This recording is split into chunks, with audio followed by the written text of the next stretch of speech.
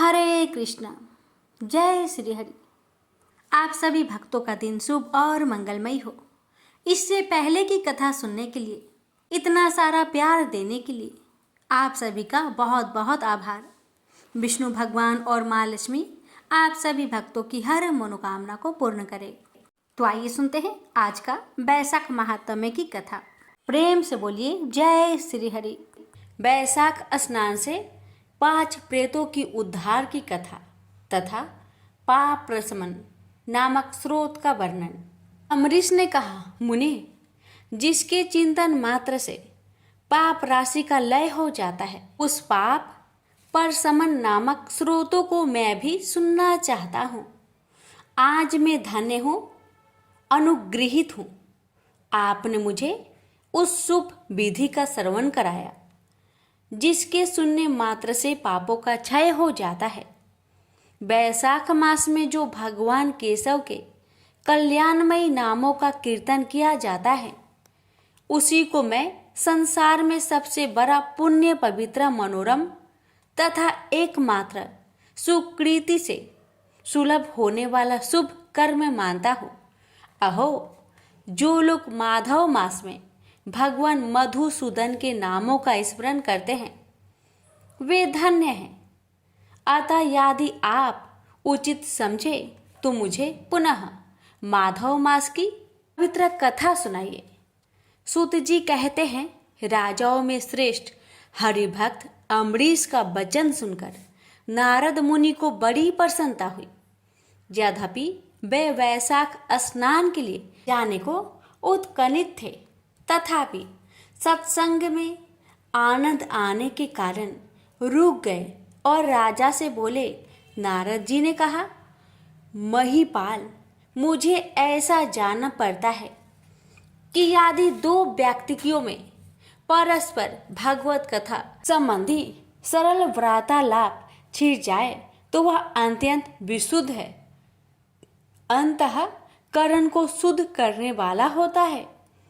आज तुम्हारे साथ जो माधव मास के महात्म्य की चर्चा चल रही है, यह बैसाख स्नान की अपेक्षा अधिक पुण्य प्रदान करने वाली है, क्योंकि माधव मास के देवता भगवान श्री विष्णु है। अतः उसका कीर्तन भगवान का ही कीर्तन है, जिसका जीवन धर्म के लिए और धर्म में भगवान की प्रसन्नता के लिए है, तथा जो रातों दिन पुण्योपार्जन में ही लगा रहता है, उसी को इस पृथ्वी पर मैं वैष्णव मानता हूँ। राजन, अब मैं बैसाख स्नान से होने वाले पुण्य फल का संक्षेप से वर्णन करता हूँ। विस्तार के साथ सारा वर्णन तो मेरे पिता ब्रह्मा जी भी नहीं कर सकते। बैसाख मास में डुबकी लगाने मात्र से समस्त पाप छूट जाते हैं। पूर्व काल की बात है, कोई मुनीश्वर तीर्थ यात्रा के लिए प्रसंग से सर्वत्र घूम रहे थे। उनका नाम था मुनि शर्मा। वे बड़े धर्मात्मा, सत्यवादी, पवित्र तथा समदम एवं शांति धर्म से युक्त थे। वे प्रतिदिन पितरों का तर्पण और श्राद्ध करते थे। उन्हें वेदों और स्मृतियों के विधानों का सम्यक ज्ञान था। वे मधुर वाणी बोलते और भगवान का पूजन करते रहते थे। वैष्णवों को संसर्ग में ही उनका समय व्यतीत होता था। वे तीनों कालों के ज्ञाता, मुनि, दयालु, अत्यंत तेजस्वी, तत्वज्ञानी और ब्राह्मण भक्त थे। बैसाख का महीना था। मुनि शर्मा स्नान के लिए नर्मदा के किनारे जा रहे थे। उसी समय उन्होंने अपने सामने 5 पुरुषों को देखा, जो भारी दुर्गति में फंसे हुए थे। वे अभी एक दूसरे से मिल रहे थे। उनके शरीर का रंग काला था। वे एक बरगद की छाया में बैठे थे और पापों के कारण उद्विग्न होकर चारों ओर दृष्टिपात कर रहे थे। उन्हें देखकर द्विजवर मुनि शर्मा बड़े विस्मय में पड़े और सोचने लगे कि इस भयानक वन में ये कहाँ से आए। इनकी चेष्टा बड़ी दयनीय है। किंतु इनका आकार बड़ा भयंकर दिखाई देता है। ये पाप भागी चोर तो नहीं है। ब्रिपबर मुनि शर्मा की बुद्धि बड़ी स्थिर थी। वे जैसे ही इस प्रकार विचार करने लगे, उसी समय उपयुक्त पांचों पुरुष उनके पास आए और हाथ जोड़कर मुनि शर्मा से बोले, हे ब्रिपबर, हमें आप कल्याणमय पुरुष उत्तम जान पड़ते हैं। हम दुखी जीव हैं। अपना दुख विचार कर आपको बताना चाहते हैं। द्विजराज, आप कृपा करके हमारी कष्ट कथा सुने। देववश जिनके पाप प्रकट हो गए हैं, उन दीन दुखी प्राणियों के आधार आप जैसे संत महात्मा ही है। साधु पुरुष अपनी दृष्टि मात्र से ही प्रीतों की पीड़ाएं हर लेते हैं। अब उनमें से एक ने सबका परिचय देना आरंभ किया। मैं पांचाल देश का क्षत्रिय हूँ। मेरा नाम नरवाहन है। मैंने मार्ग में मोहबस ब्राह्मण द्वारा एक ब्राह्मण की हत्या कर डाली। मुझसे ब्रह्म हत्या का पाप हो गया है। इसलिए शिखा, सूत्र और तिल कसे रहित होकर इस पृथ्वी पर घूमता हूँ और सबसे कहता फिरता हूँ कि मैं ब्रह्म हत्यारा हूँ। मुझ महापापी बाघ घाती को आप कृपा की भिक्षा दे। इस दशा में परे परे मुझे 1 वर्ष बीत गया। मैं पाप से जल रहा हूँ। मेरा चित्त शोक से व्याकुल है तथा ये जो सामने दिखाई देते हैं, इनका नाम चंद्र शर्मा है। ये जाति के ब्राह्मण हैं। इन्होंने मोह से मलिन होकर गुरु का वध किया है। मगध देश के निवासी हैं। इनके स्वजनों ने इनका परित्याग कर दिया है। ये भी घूमते घामते देववात यहाँ आ पहुँचे हैं। इनके भी न शिखा है न सूत्र है। ब्राह्मण का कोई भी चिन्ह इनके शरीर में नहीं रह गया है। इनके सिवा जो ये तीसरे व्यक्ति हैं, इनका नाम देव शर्मा है। स्वामीन, ये भी बड़े कष्ट में हैं। ये भी जाति के ब्राह्मण हैं, किंतु मोहबस वैश्या की आसक्ति में फंसकर शराबी हो गए थे। इन्होंने भी पूछने पर अपना सारा हाल सच सच कह सुनाया। आपने प्रथम पापाचार को याद करके इनके हृदय में बड़ा संताप होता है। ये सदा मन अस्ताप से पीड़ित रहते हैं। इनको इनकी स्त्री ने, बंधु बांधवों ने तथा गांवों के सब लोगों ने वहां से निकाल दिया है। ये अपने उसी पापों के साथ भ्रमण करते हुए यहाँ आए हैं। ये चौथे महाशय जाति के वैश्य हैं। इनका नाम विदुर है। ये गुरु पत्नी के साथ समागम करने वाले हैं।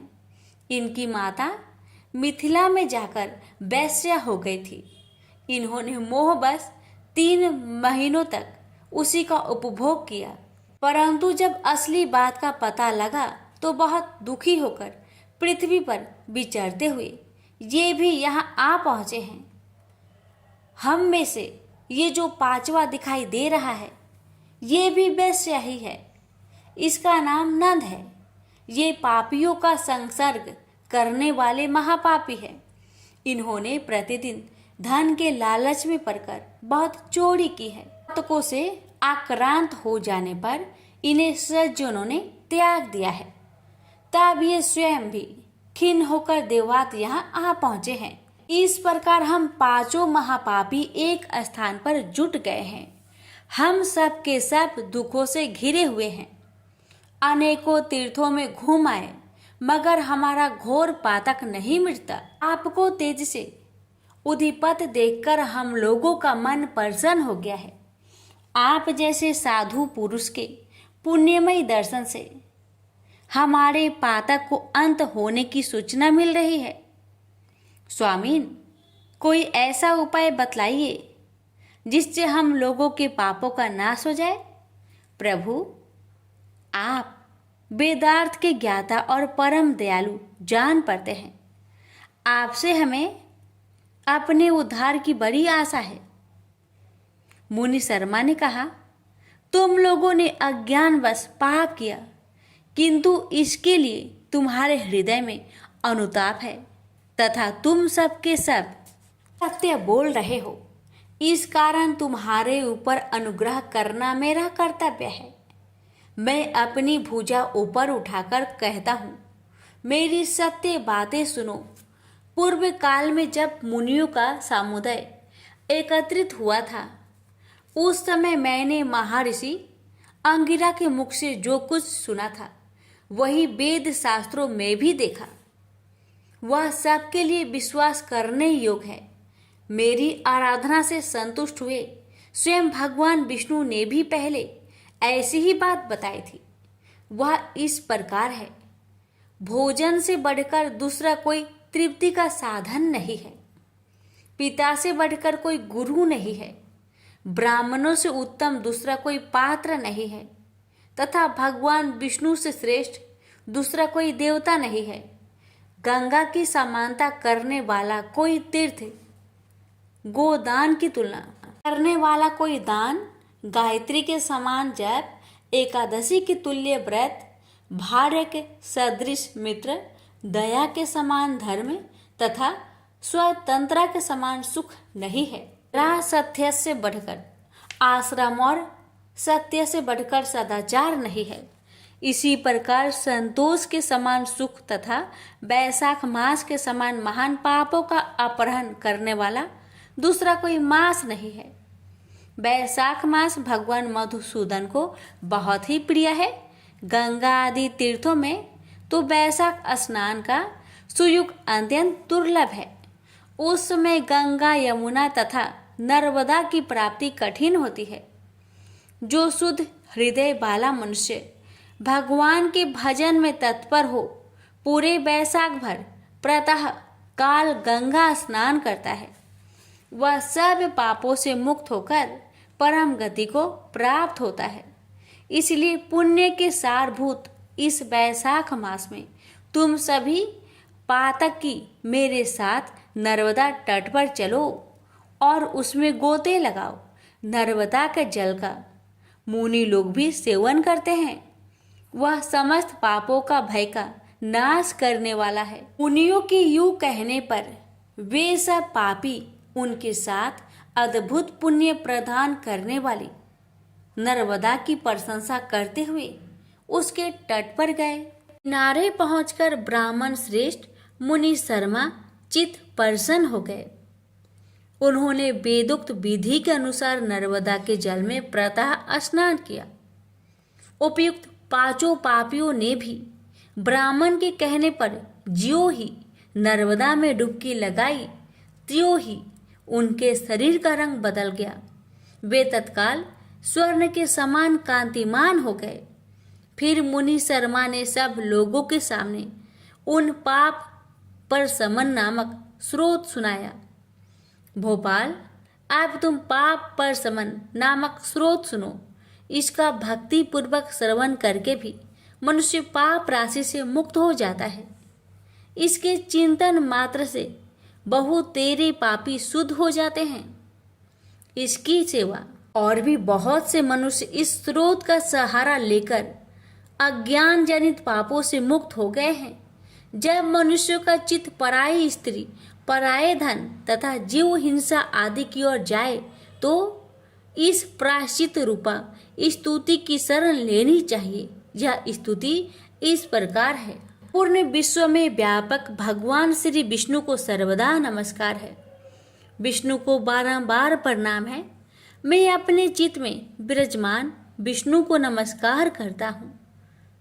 अपने अहंकार में व्याप्त श्री हरि को मस्तक झुकाता हूँ। श्री विष्णु चित्त में विराजमान ईश्वर, मन और इंद्रियों के शासक, अव्यक्त, अनंत, अपराजित, सबके द्वारा सत्वन करने योग्य तथा आदि अंत से रहित है। ऐसे श्री हरि को मैं नित्य निरंतर प्रणाम करता हूँ। जो विष्णु मेरे चित्त में विराजमान है, जो विष्णु मेरी बुद्धि में स्थित है, जो विष्णु मेरे अहंकार में व्याप्त है तथा जो विष्णु सदा मेरे स्वरूप में स्थित है, वे ही कर्ता होकर सब कुछ करते हैं। उन विष्णु भगवान का चिंतन करने पर चराचर प्राणियों का सारा पाप नष्ट हो जाता है। जो ध्यान करने और सपने में दिख जाने पर भी पापियों के पाप हर लेते हैं तथा चरणों में पड़े हुए शरणागत भक्त जिन्हें अत्यंत प्रिय है, उन वामन रूपधारी भगवान श्री विष्णु जी को नमस्कार करता हूँ, जो अनजन्मा, अक्षर और अविनाशी है तथा इस अवलंब शून्य संसार में हाथ का सहारा देने वाले हैं। स्रोतों द्वारा जिनकी स्तुति की जाती है, उन सनातन श्री विष्णु को मैं प्रणाम करता हूँ। हे सर्वेश्वर, हे ईश्वर, हे व्यापक परमात्मन, हे अधोच्च, हे इंद्रियों का शासन करने वाले अंतरमयी ऋषिकेश, आपको बारंबार नमस्कार है। हे नरसिंह, हे अनंत, हे गोविंद, हे भूत भावन, हे केशव, हे जनार्दन, मेरी दुर्वचन, दुष्कर्म और दुष्चिंतन को शीघ्र नष्ट कीजिए। हाँ बाहो, मेरी प्रार्थना सुनिए। अपने चित्त के बस में होकर मैंने जो कुछ बुरा चिंतन किया हो उसको शांत कर दीजिए। ब्राह्मणों का हित साधन करने वाले देवता गोविंद, परमार्थ तत्पर रहने वाले जगन्नाथ, जगत को धारण करने वाले अच्युत, मेरे पापों का नाश कीजिए। मैंने पूर्वः, सायाहन, मध्याह्न तथा रात्रि के समय शरीर, मन और वाणी के द्वारा जानकर या अनजाने में जो कुछ पाप किया हो, वह सब ऋषिकेश, पुंडरीकाक्ष और माधव, इन तीनों नामों के उच्चारण से नष्ट हो जाए। ऋषिकेश, आपके नामोच्चारण से मेरे शरीर के पाप नष्ट हो जाए। पुंडरीकाक्ष, आपके स्मरण से मेरा मानस पाप नष्ट हो जाए तथा माधव, आपके नाम कीर्तन से मेरे वाचिक पाप का नाश हो जाए। मैंने खाते पीते, खड़े होते, सोते, जागते तथा ठहरते समय मन, वाणी और शरीर से स्वार्थ या धन के लिए जो कुत्सित योनियों और नरकों की प्राप्ति करने वाला महान या थोड़ा पाप किया है, वह सब भगवान वासुदेव का नाम उच्चारण करने से नष्ट हो जाए। ये पर ब्रह्मा, परम धाम और परम पवित्र कहते हैं, वह तथ्य भगवान विष्णु ही है। इन श्री विष्णु का कीर्तन करने पर मेरे जो पाप हो वे नष्ट हो जाए। जो गंध और स्पर्श रहित है, ज्ञानी पुरुष जिसे पाकर पुनः इस संसार में नहीं लौटते, वह श्री विष्णु का ही परम पद है। वह सब मुझे पूर्ण रूप से प्राप्त हो जाए। यह पाप परशमन नामक स्रोत है। जो मनुष्य इसे पढ़ता और सुनता है, वह शरीर, मन और वाणी द्वारा किए गए पापों से मुक्त हो जाता है। इतना ही नहीं, वह पाप ग्रह आदि के भय से भी मुक्त होकर विष्णु के परम पद को प्राप्त होता है। यह स्रोत सब पापों का नाश तथा पाप राशि का प्रायश्चित है। इसलिए श्रेष्ठ मनुष्य को पूर्ण प्रयत्न करके इस स्रोत का पाठ करना चाहिए। इस स्रोत के श्रवण मात्र से पूर्ण जन्म तथा इस जन्म के किए हुए पाप भी तत्काल नष्ट हो जाते हैं। यह स्रोत पाप रूपी वृक्ष के लिए कुठार और पापमयी ईंधन के लिए दवानल है। पाप राशि रूपी अंधकार समूह का नाश करने के लिए यह स्रोत सूर्य के समान है। मैंने संपूर्ण जगत पर अनुग्रह करने के लिए इसे तुम्हारे सामने प्रकाशित किया है।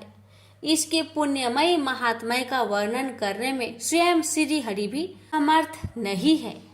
प्यारे भक्तों, इसकी आगे की कथा कल के वीडियो में अवश्य सुनिएगा। भगवान आप सभी भक्तों की हर मनोकामना को पूर्ण करे। जय श्री हरि। बहुत समय पहले की बात है। किसी गांव में एक ब्राह्मण और ब्राह्मणी रहते थे।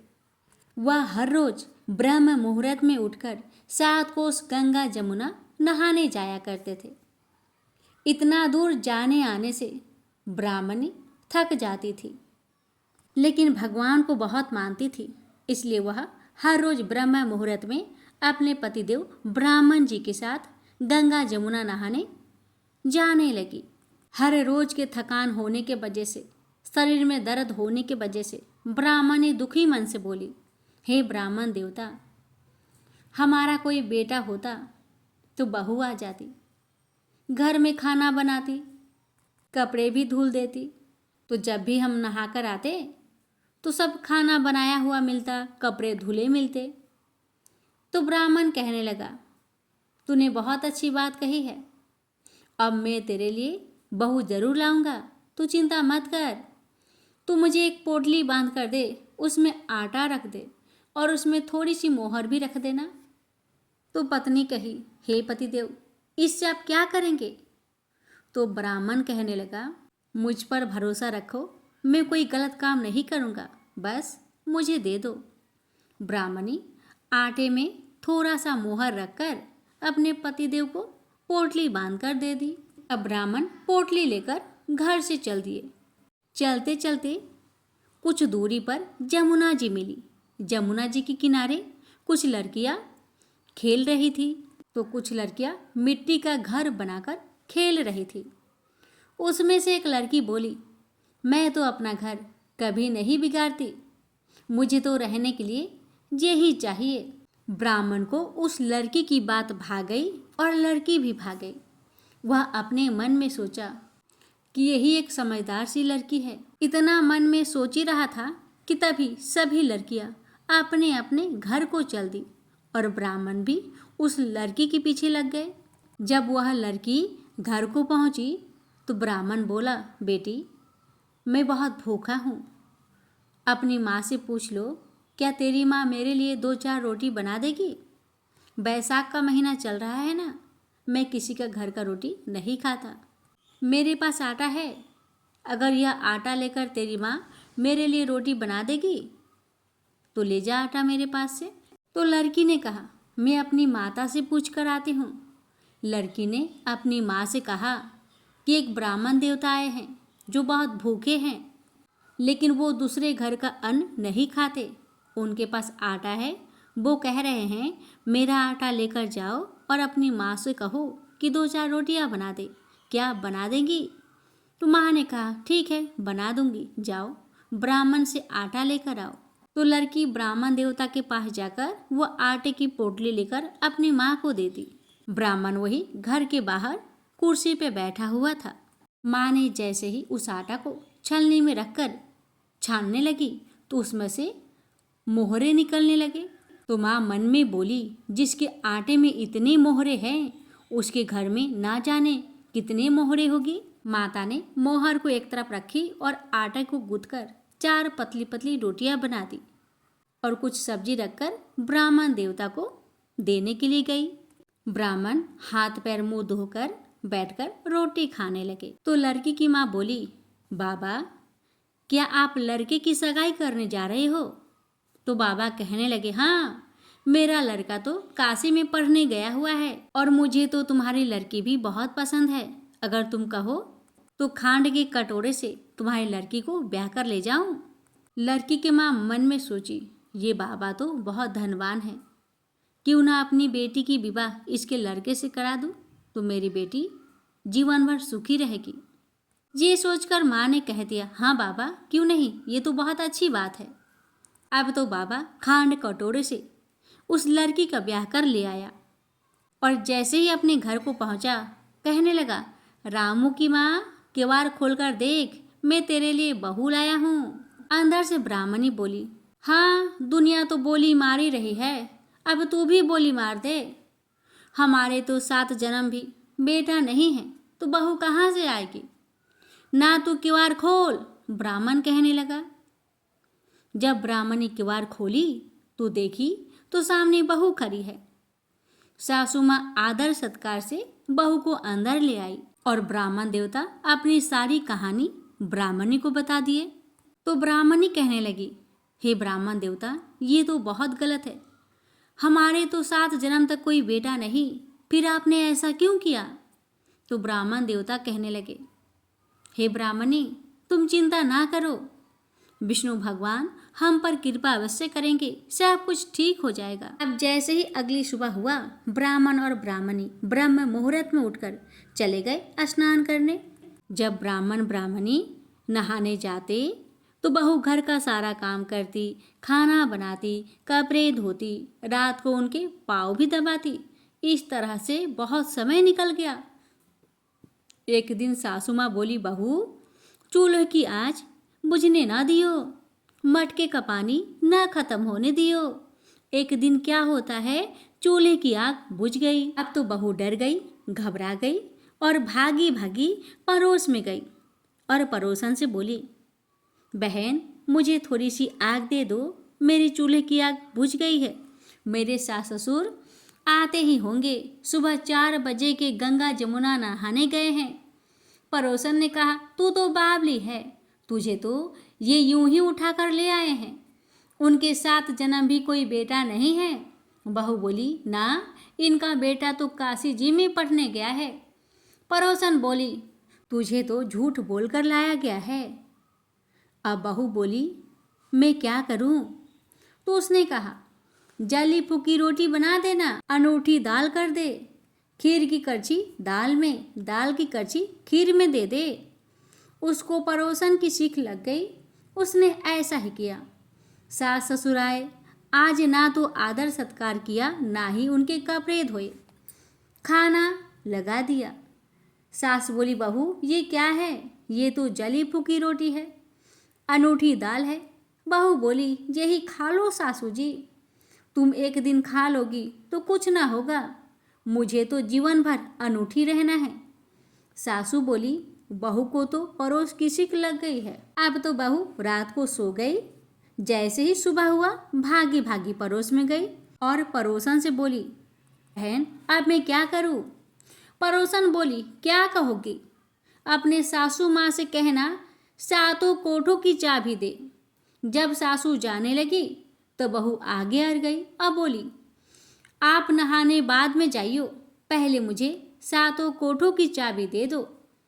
तो ससुर बोले, चाबी दे दो, आज भी इसका कल भी इसका, हमारा क्या है। इतना कहकर सास ससुर गंगा स्नान को चले गए। सास ससुर के जाते ही पीछे से बहू ने कोठी खोलकर देखा तो किसी में अन्न भरा है, किसी में धन भरा है, किसी में बर्तन भरे हैं, किसी में कपड़े अटूट भंडार भरे हैं। जैसे बहू ने 7वां कोठा खोलकर देखा तो उसमें गणेश जी, लक्ष्मी जी, पीपल पथवारी, बैसाख के ठाकुर, राई दामोदर, तुलसा जी का बिरुआ, 36 करोड़ देवी देवता विराजमान हैं। गंगा जमुना है, वहाँ एक लड़का माला जप रहा था। बहू बोली, तू कौन है? लड़का बोला, मैं तेरा पति हूँ, किवाड़ बंद कर दे, मेरे माँ बाप आएंगे तब किवाड़ खोलना। अब तो बहू बहुत खुश हुई। 36 प्रकार के भोजन बनाए, 16 श्रृंगार किए, राची माची डोले। सास ससुर आए, बड़े प्यार से उनसे बात की, उनके कपड़े धोए, खाना खिलाया। बूढ़ा बोला, बहू तो धन देकर राजी हो गई। बहू सास के पैर दबाती और कहती जाए, माँ जी इतनी दूर 12 कोस गंगा जमुना नहाने क्यों जाती हैं? आप थक जाती हैं, घर में भी तो नहा सकती हैं। सास बोली, बाबली कहीं घर में भी गंगा जमुना बहती है क्या? बहू बोली, हाँ माँ जी हाँ, चलिए मैं आपको दिखाती हूँ। बहू ने उन्हें 7वां कोठा खोलकर दिखाया। उसमें गणेश जी, लक्ष्मी जी, पीपल पथवारी, तुलसा, बैसाख के ठाकुर, राई दामोदर, शिव पार्वती, 36 करोड़ देवी देवता विराजमान हैं। गंगा जमुना बह रही है। तिलक लगाए चौकी पर बैठा एक लड़का माला जप रहा था। माँ बोली, तू कौन है बेटा? वह बोला, माँ मैं तेरा बेटा हूँ। बुढ़िया ने पूछा, तू कहाँ से आया है? लड़का ने कहा, मुझे तो बैसाख के देवी देवता ने भेजा है आपके लिए। माँ बोली, बेटा ये दुनिया क्या जानेगी, क्या जानेगा मेरा घर का धानी, क्या जानेगी देवरानी जेठानी, क्या जानेगी अगर पड़ोसन की, तू मेरा बेटा है। ब्राह्मणी और ब्राह्मण ने पंडित जी से पूछा तो पंडित जी बोले, बहू बेटा खड़े हो इस पार, बुढ़िया खड़ी हो उस पार, चाम की अंगिया पहने हो छाती में से दूध की धार निकले, बेटे की दाढ़ी मूछ भीगे, पवन पानी से गठजोड़ा बंधे, तुझ जब जाने यह बुढ़िया का बेटा है। उसने ऐसा ही किया। चाम की अगिया फट गई, छाती में से दूध की धार निकली, बेटे की दाढ़ी मूछ भीग गई, पवन पानी से बहू बेटे का जोड़ा बंध गया। ब्राह्मण बहुत खुश हुए। हे बैसाख के ठाकुर, राय दामोदर, कृष्ण भगवान, विष्णु भगवान, सभी देवी देवता, जैसे बहू बेटा को दियो वैसे सबको देना। प्रेम से बोलिए हरे कृष्णा, जय श्री हरि। यह कहानी पुरी में रहने वाली और जाति से निम्न मानी जाने वाली श्रिया की है। पुरी में निम्न जाति की महिला श्रिया रहती थी। धन से गरीब पर संकल्प की धनी वह महिला देवी लक्ष्मी की उपासक थी और जगन्नाथ जी के भरोसे ही जीवन यापन कर रही थी। एक बार उसकी इच्छा हुई कि वह देवी का कठिन अष्टलक्ष्मी व्रत करे, पर उसे व्रत की विधि नहीं पता थी। एक दिन वह रास्ते पर झाड़ू लगा रही थी कि इस दौरान उसे एक पुजारी मिला जिससे वह व्रत विधि पूछना चाहती थी, लेकिन उन्होंने श्रिया को तुरंत मना कर दिया। इस तरह श्रिया जहाँ भी व्रत विधि पूछती थी लोग उसे दुत्कार देते थे। एक दिन भूख प्यास की मारी श्रिया व्रत की विधि पूछने के लिए भटक रही थी और इसी बीच वह चक्कर खाकर गिर पड़ी और उसके सिर से खून निकल आया। अपने भक्त की सच्ची श्रद्धा और दुख देखकर जगन्नाथ इतने दुखी हुए कि उनकी भी प्रतिमा से खून निकल आया। पंडित, पुजारियों और सेवायतों ने यह देखा तो घबरा गए और पुरी में हड़कंप मच गया। ये बात राजा तक भी पहुंची तो वह समझ गया कि जरूर कहीं घोर पाप हुआ है और भगवान श्री मंदिर छोड़कर चले गए हैं। ऐसे में राजा ने तुरंत सिंहासन त्याग दिया और उस पाप की खोज में चल पड़ा जिसके कारण श्री मंदिर से भगवान चले गए। उधर भगवान के आदेश पर नारद मुनि ने संत का भेष बनाया और श्रिया के घर उसे व्रत विधि समझाने पहुंचे। उन्होंने कहा कि भक्ति सच्ची हो तो किसी कठिन व्रत की जरूरत नहीं होती। तुम सच्चे मन से भजन करो, आसपास को साफ रखो, घर को लीप बुहार कर सुंदर बना लो, सबसे प्रेम से बोलो। जो ऐसा करता है देवी लक्ष्मी उस पर प्रसन्न रहती है। फिर तो तुम केवल दिन भर व्रत रखकर शाम को खीर बनाकर उन्हें भोग लगाओ, आरती करो और प्रसाद बांटो, देवी तुम्हारे घर चलकर आएंगी। श्रिया ने ऐसा ही किया। शाम को वह जब आरती कर रही थी तो एक महिला घूंघट की हुई आई। लोगों की भीड़ के बीच उसने श्रिया को प्रसाद चढ़ाने के लिए एक पोटली दी। श्रिया ने उस महिला को खीर का प्रसाद दिया। खीर खाने के दौरान महिला के चेहरे से घूंघट हट गया और जब श्रिया की नजरें उस पर पड़ी तो वह सुध बुध खो बैठी। श्रिया को जब सुधि आई तब तक सभी लोग जा चुके थे। उसने महिला द्वारा दी गई पोटली खोलकर देखी तो उसमें रत्न, हीरे, सोना, चांदी निकले।